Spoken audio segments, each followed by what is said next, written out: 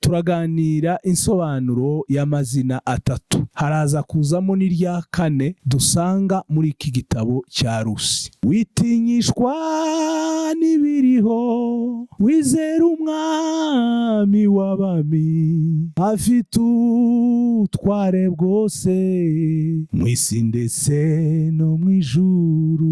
Umunsi w'ikiruhuko, umunsi tuboneramo imigisha, umunsi turuhukiramo. Abari mu Rwanda Shalom, abari mu Burundi Shalom, abari mu Rwanda, abari muri Kenya, abari muri Congo, abari muri Uganda, abari muri Mozambique, za Malawi, muri Afrika y'Amajepfo, mbese abantu muri Afrika mwese mushobora kumva ikirundi n'ikinyarwanda n'ikinyamurenge n'ikinyabwisha, tubabwira ngo mukomere. Abari ku mugabane w'Uburayi Shalom, turabakunda mu nshuti. Abari ku mugabane wa Aziya Shalom, turabakunda mu nshuti zacu. Abari ku mugabane wa Amerika, Imana ibaho mu gihe tubagiwe n'abantu bo muri Canada n'ubwo muri ku mugabane wa Amerika, mwese mu nshuti zacu. Abari ku mugabane wa Oceania namwe turabakiriye, tubabwira ngo Imana ibaho mu gihe turabakiye namwe ko tubahaye ikaze.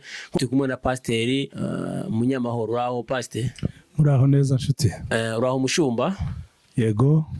Mushumba, mwatangira mwibwira abantu. Urakoze cyane mwene data Edouard, warudusabye kubibwira abantu. Ijambo rya mbere ndabasuhuza mwese mu izina rya Yesu Kristo umwami n'umukiza w'ubugingo bwacu, aho muherereye hatandukanye hirya no hino ku isi. Ikindi cya kabiri ndagira ngo mbibutse izina ryanjye ni Revera Pasiteri Munyamahoro Jonas, mugiye nanone kubana muri iki kiganiro. Imana ibahe umugisha. Mwatangira musenga Imana. Data, mu izina rya Yesu turagushimiye umugambi mwiza wagize ku batuye isi, uduha Yesu kugira ngo tubashe kongera tugire ubumwe nawe, twiyunge nawe, bityo wongere utubere Imana natwe tukubere abahungu n'abakobwa, tugirane ubusabane, ushireho isano rishyashya rituma tubasha kukwegera. Wakoze kubana natwe, ukomeze ubane natwe, uhagararire ijambo ryawe, utuyoboze ineza yawe, uduhe n'imbaraga z'umwuka wera kugira ngo tubashe gusobanurira abatwumva. Ijambo ryawe rigira icyo rimara mu buzima bw'ababyumva. Icubahiro n'ikuzo no gushimwa nibikugarukire, tubisenze mu izina rya Yesu, amen. Amen. Tuhaye ikaze. Urakoze cyane mwene data, Imana iguha umugisha mwinshi. Uyu ni wa mwanya mwiza tuba tugira ngo twongere tubasange, tuganire namwe amagambo y'Imana. Reka tubamenyeshe ko tubakunda muri Kristo Yesu. Ikirenzeho, Imana irabakunda kuturuta kuko yitwararika ubuzima bwanyu uko bukeye n'uko bwije. Rero ndagira ngo twongere twibukiranye isezerano ry'Imana ku buzima bwacu. Ushobora kuba uri ahantu uri mu bihe bikugoye, mu bihe by'ibibazo, mu bihe by'intambara, ukaba wenda washobora kuba utibuka neza icyo ijambo ry'Imana rivuga ku buzima bwawe. Ariko ijambo ry'Imana ni Imana ubwayo yaje mu buzima bwacu kugira ngo iduhumurize, itwereke inzira, ituremeshe, itwereke icyo tugomba gukora. Kandi Imana irusheho kudusobanurira neza ukuntu iri hafi yacu biciye mu ijambo ryayo. Muri iki gitondo ndagira ngo dusome amagambo y'Imana dusanga mu gitabo cya Rusi. Igice ni icya mbere, turasoma umurongo wa 20, turaza gusoma ahantu nka 2 ariko ntabwo dutinda mu bisobanuro cyangwa se hatatu. Kwa magambo y'Imana niyo dushingiraho, ntabwo tubabwira ibintu dukuye mu mutwe, tuba tuvuga icyo Imana yavuze. Igice ni icya mbere, umurongo wa 20 haravuga ngo, aramusubiza ati, ntimukanyite Naomi, ahubwo mujye munyita Mara, kuko Uwiteka yangiriye ibisharira cyane. Amen. Reka twongere dusome muri icyo gitabo n'ubundi igice cya 4 umurongo wa 13. Igice cya 4 umurongo wa 13. Nuko Bowazi acura Rusi aba umugore we, aryamana nawe, Uwiteka amuha gusama inda, abyara umuhungu. Abagore babwira Naomi bati, Uwiteka himbazwe, utakurese udafite umucunguzi, icaduha akazaba ikirangirire mu Bisirayeli. Amen. Dusoza, reka dusome mu buhanuzi bwa Isaya, igice ni cya 41, igice ni cya 41 umurongo wa 13. Kuko njewe Uwiteka Imana yawe nzagufata ukuboko kw'iburyo, nkubwire nti, witinya, ndagutabaye, witinya Yakobo wa munyorogoto, namwe bagabo b'Isiraheli, ninje uzagutabara. amen. amen. Aya magambo nashatse ko tuganira ni amagambo y'ihumure, ni amagambo aturemesha, ni amagambo atwibutsa kugira neza kw'Imana.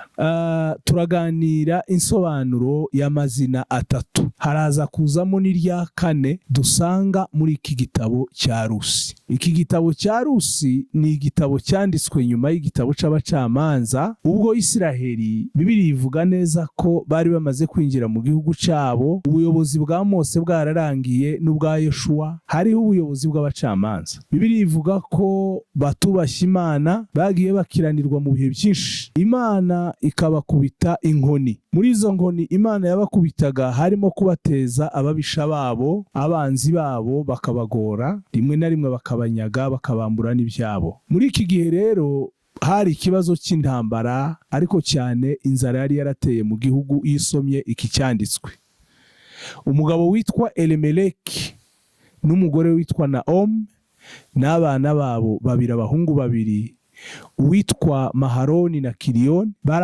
barahunga basuhukira mu gihugu cy'i Mowabu. Ibyababayeho birakomeye cyane, ntago byari ibintu byoroshye. Ariko ndagira ngo ngaruke kuri Rusi, tuganire ku mazina atatu dusanga cyane muri iki gitabo.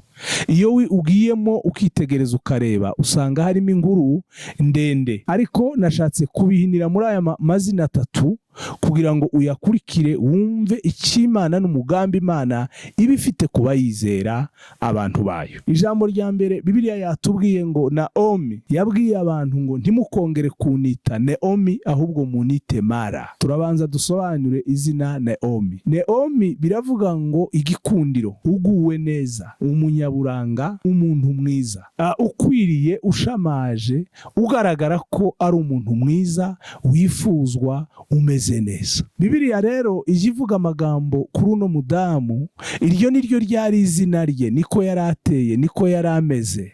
Birasa n'ibihe tunyuraho mu buzima. Hari igihe tubaho mu buzima tukaba dufite igikundiro, tukaba dufite amahirwe, tukaba tuvugwa neza, ndetse tukaba twafatirwaho urugero rw'abaguwe neza n'abateye imbere. Ibyo bihe bijya bibaho byo kwishima no kudamarara. Ariko ndagira ngo nkwibutse ko iyi si tubamo ibamwe ibibazo byinshi. Uyu munsi ushobora kuba uri muri ibyo bihe.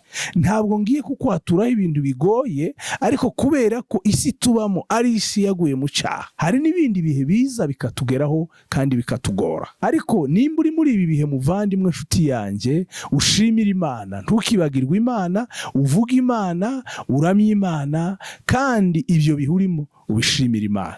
Naomi ibyo bihe yabibayemo, iryo zina araryitaba, iryo zina ararikunda, iryo zina yumva nirye kandi riramukwiriye. Imana ikugirire neza uba uri muri ibyo bihe, kandi uyibuke, uyikunde, urusheho kuyirebaho. Hari abantu bagera mu bihe byiza bakumva ko ari imbaraga zabo, ari n'ubwenge bwabo, ariko Bibiliya ivuga ko Imana niyo itugirira neza, Imana niyo iduha agahenge mu buzima, Imana niyo byose ku buzima bwacu. Bibiliya iravuga ngo umunyabyaha aje yikubita ku gatuza akavuga ko ibyo afite n'ibyo yagezeho abikura mu mbaraga ze.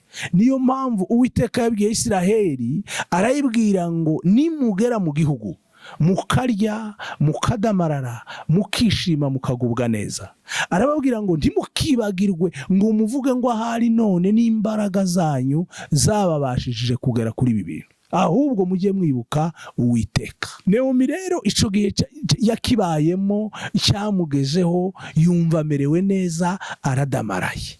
Bibiliya iravuga ngo bamaze kugera Moabu bahura n'ibibazo, intambara zibazaho zikomeye cyane zo kubura abantu. Umugabo wiwe arapfa, abana be b'abahungu babiri barapfa, urugo rusigaramwo abapfakazi batatu, Naomi n'abakazana biwe babiri. Ico cari igihe cy'ibibazo, cari igihe cy'intambara, cari igihe cyo gupfusha, cari igihe kibi ku buzima bwabo. Reka nkubwire mwene data, ushobora kuba uri muri ibyo bihe, ushobora kuba uri muri ako kaga, ariko reka nkubwize ukuri, nubwo byaba bimeze bityo, ntabwo Imana itureka. Ubu turi mu gihe cyo kwibuka jenoside yakorewe Abatutsi hano mu Rwanda. Iri jambo uryumve kandi rikugereho, rinaguhe ihumure kandi rigukomeze. Igihe cyo kubura abacu, igihe cy'intambara, igihe cyo gupfusha, ibyo bihe ibyatugezeho. Ushobora kuba uri ahandi hantu hirya no hino mu isi, ariko nawe ufite izo ntambara, ufite icyo kibazo, kumenyesha ko no mu bihe bimeze nk'ibyo, Imana ntabwo ishobora kudutererana, Imana ntabwo ishobora kutureka. Twasomye mu buhanuzi bwa Isaya, iravuga ngo Yakobo ntabwo nzagusiga, Yakobo ntabwo nzaguhana, uri umugaragu wanjye. Ijambo ry'Imana riravuga ngo ntutinye kuko ndi kumwe nawe, ntukihebe kuko ndi Imana yawe. Nzaja nkuramira, nzaja ngutabara, nzaja ngufasha, nzakuramiza ukuboko kwanjye kw'iburyo, ariko gukiranuka kwanje. Ibihe ushobora kuba urimo cyangwa se wanyuzemo, reka nkubwire ko Imana aho naho ibihari. Aha Naome yakuye izina ryitwa gusharira, ubuzima busharira. Ariho twasomye hariya, yabwiye abantu ngo ntimukongere kunitira izina rya Naomi, ahubwo mujye munita Mara, bivuga ngo ndashaririwe. Hari igihe kigera mu buzima tugasharirirwa, tukumva ibintu si byiza, ntibiryoshye, ariko no muri icyo gihe reka nkubwire, Imana ibihari. Iryo jambo uryumve kandi urice akarongo. Ari nacyo cyatumye Yesu ajya hariya ku musaraba. Ushobora kwibaza ngo ese yagiye ijuru ryari rihari, kandi icyavuye ku musaraba havuyeho intsinzi. Iyo atahajya natwe ntituba twarabonye agakiza. Rimwe na rimwe hari igihe tunyura mu bibazo kugira ngo karagita zacu zubakike, kwizera kwacu kube gusukuye, guse n'izahabu yatunganijwe. Ibigeragezo tunyuramo, intambara duhura nazo, rimwe na rimwe ziza ari ukugira ngo zidutunganye, zituremeshe, turusheho kwizera Imana, turusheho kuyegera, turusheho no kwikunda. Asifiwe Bwana Yesu. Cyane ko hari isezerano ry'Imana rivuga ngo ntutinye. Bibiliya iravuga neza hariya mu ijambo ry'Imana biravuga ngo iri jambo ntutinye ngo rigaruka inshuro 365, bingana ngo n'iminsi igize umwaka. Bishatse kuvuga ko buri munsi Imana iraguhumuriza, buri munsi Imana ibiri hafi yawe ikubwira ngo ntutinye. Hari umuririmbyi waririmbye aravuga ngo witinyishwa n'ibiriho, wizera umwami w'abami, afite ubutware bwose mu isi ndetse no mu ijuru. Ntutinyishwe n'ibintu bikuriho, ntutinyishwe n'ibyo ureba. Isezerano ry'Imana riravuga ngo ntutinye. Iyo dutinye hazamo ikibazo cyo guhusha inzira no guta intego. Ubwoba burya nibwo budutesha gahunda, ariko isezerano ry'Imana riravuga ngo ntutinye. Impamvu zituma tudatinya ni uko turi kumwe n'Imana yacu. Asifiwe Bwana Yesu. Iyi Mana irashoboye, iyi Mana ifite imbaraga zo guhindura ibihe, iyi Mana ifite ububasha n'ubutware kuri situation dushobora kuba turimo, cyangwa se twanyuzemo, cyangwa niyo dushobora kuzanyuramo. Reka nkwizeze nkubwira ijambo ry'Imana ko muri ibyo bihe byose Imana ibiri kumwe natwe. Yabwiye Yoshua, iramubwira ngo yobora ubwoko bwanje ubinjize mu gihugu cy'amasezerano, bagiye kuragwa kiriya gihugu niyo uzabaje imbere. Yoshua agira complain, yibaza ku bintu byinshi, ariko Imana iramubwira ngo ntutinye, ndi kumwe nawe. Imana yabanye na Yoshua arwana ruriya rugamba, ziriya ntambara yarinyuzemo zikomeye, igihugu abasha kucigarurira hamwe na Isiraheli bari kumwe. Bibiliya ijambo ry'Imana riravuga hariya mu butumwa bwiza bwa Matayo igice cya 28 umurongo wa 19 n'umurongo wa 20, havuga amagambo meza. Haravuga ngo mugende mu mahanga yose mubwiriza abantu ubutumwa bwiza, mubigishe kwitondera ibyo nababwiye. Aravuga ngo dore ndi kumwe namwe none no kugeza ku mperuka y'isi. Asifiwe Bwana Yesu. Aravuga ngo ndi kumwe namwe kuva none kugeza ku mperuka y'isi. Igihe cyose Imana itwizeza presence yayo mu ntambara no mu bibazo, mu bihe bigoye no mu bihe bikomeye, Imana ibihari. Mu bihe dushaririwe, mu bihe izina ryahindutse ritacitwa Naome, nta gikundiro, dushaririwe turi mu bibazo, ico gihe tube tumenya ko Imana yacu iri kumwe natwe. Ni ku isezerano ry'Imana hano ryavuze ngo ndi kumwe na. Irindi jambo ryavuze ngo nzaja nkuramira kandi nzaja ngutabara. Haleluya. Nzaja nkuramira, nzagufatisha ukuboko kwanje kw'iburyo. Ukuboko kw'iburyo bisobanuye imbaraga z'Imana, bisobanuye gukomera kw'Imana, bisobanuye gukora kw'Imana. Dushigikiwe n'umwami w'umunyembaraga, dushigikiwe n'umwami ushoboye byose, dushigikiwe n'umwami w'abami. Iri zina rero ryamara risobanuye akaga, risobanuye ibibazo, risobanuye gusharirirwa. Ariko no muri ibyo bihe Imana yacu, Imana ya Isiraheli, Imana yaremye ijuru n'isi, ibihari ibiri mu ruhande rwacu kandi ibidukunda. Wibuke umugaragu w'Imana witwa Yobu. Yobu yahuye n'intambara zikomeye cyane, byahereye mu matungo bigera no ku rubyaro, bivaho ku rubyaro biraza bigera no ku mubiri we. Ko muri ibyo bihe byose Yobu ntabwo yigeze yihakana Imana, yakomeje kwizera Imana mu bihe bikomeye.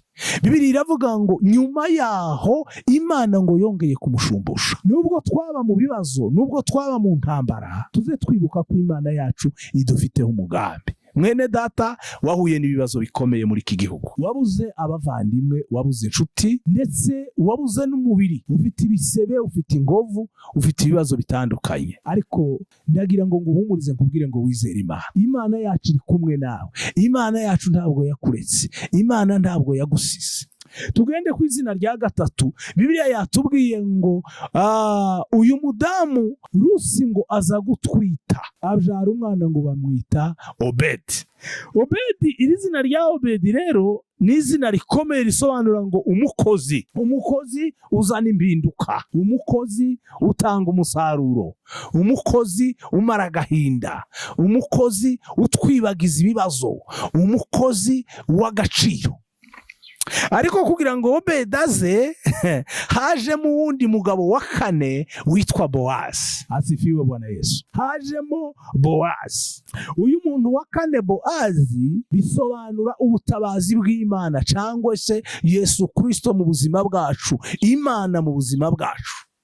Uyu muryango wagize ikibazo gikomeye, ariko igihe carageze baza guhura na Bowazi. Ndasenga kugira ngo uyu munsi wa none Bowazi agere mu byawe, Bowazi agusure, Bowazi agusange, Bowazi akugoboke. Iyo Bowazi yageze mu muryango, impinduka ziraza, ibyakera bivaho, mugatangira ubundi buzima bushyashya burimo amashimwe.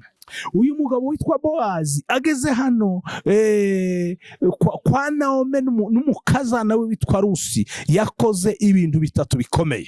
Ijambo rya mbere, yamenye amakuru ya Naomi n'umukazana we witwa Rusi, yamenye amakuru yabo, yarabimenye. Reka maze nkubwire kino kintu, Imana irakuzi. Hari umuririmbyi wavuze ngo iratuzi izina amazina yacu, iratuzi izina amazina yawe, irakuzi izi ni ibibazo byawe, irakuzi izi ni ibibazo byawe. Imana iratuzi. Ijambo ry'Imana riravuga neza ahangaha mu byanditswe Zaburi y'149. Iyo uhereye ku murongo wa mbere ukagaza no ku murongo wa 10, haza havuga ngo narakurondoye ndakumenya. Imana ntabwo ikuzi inyuma, ikuzi n'imbere, ikuzi wese. Izi bibazo byawe, izi ntambaro unyuramo, izi akaga kawe, izi irabizi. Umuhanuzi Yeremiya yaravuze ngo nzibyo nibwira kubagirira, ndabizi. Imana irabizi. Muri uko kutumenya, ifite n'umugambi, ifite n'ico yenda gukora, ifite no kutugirira neza mu buzima bwacu. Bowazi ikintu ca mbere yabanje kumenya, yamenye ngo ayo makuru.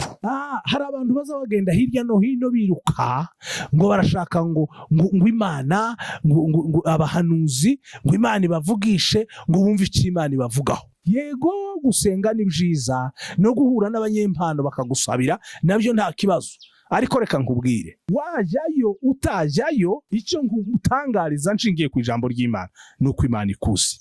uzasome Zaburi, Imana irakuzi. Aha Dawidi yaravuze ngo warandondoye uramenya, uzi imihagurukire yanje, uzi imyicarire yanje, ijambo ngo ritarava mu kanwa kanje ngo warangije kurimenya. Niyo Bowazi ikintu cya mbere yabanje kumenya, yaciwe ngo yamenye amakuru y'ibibazo byabo, yamenye ko bagarutse bava Moabu, yamenye ko bakeneye isambu yabo, yamenye ko ari abapfakazi badafite kivurira, yamenye kuko ari abantu bari mu bibazo, mu karengane, yamenye ko ibyabo byanyazwe bagomba kubigarurirwa. Imana irabizi, izi ko ibyawe byanyazwe bigomba kugaruka. Imana izi ko akarengane urimo unyuramo irakareba, izi ko ugomba kurenganurwa. Asifiwe Bwana Yesu. Icyo kintu Imana yarakimenye. Ikintu cya kabiri kugira ngo impinduka zize muri uriya muryango, icya kabiri Bowazi yamenye, yabwiye Rusi ngo nguhaye uburenganzira bwo guhumba mu murima wanje. Asifiwe Bwana Yesu.